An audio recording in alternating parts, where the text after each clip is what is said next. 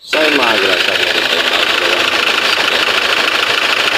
CBX na Starex ng Hyundai.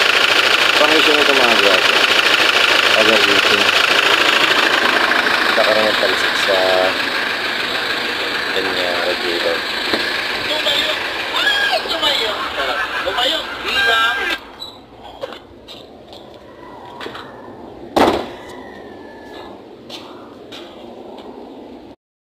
Nakita na natin yung dahilan, no?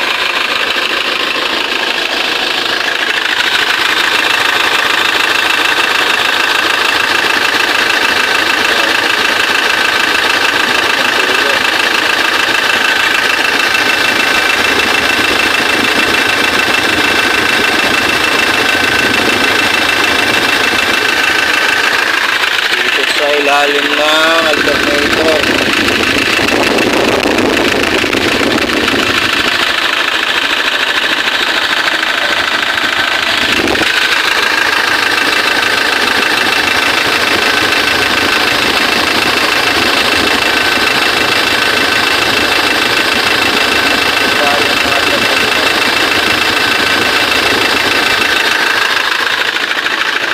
So, yan ang dahilan yan kung bakit pumutok yung gasket nito.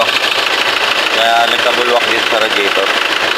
So, ang gagawin natin dito mga grasa, bababa itong cylinder head, papalit tayo ng gasket kasi wala namang usok yung tambucho.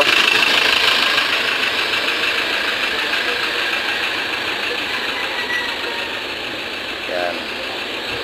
So, okay lang siya, hindi tinamaan yung yung cylinder wall niya. Ang gagawin natin, baba natin itong head, tapos gagawin natin yung nagiging post ng sira.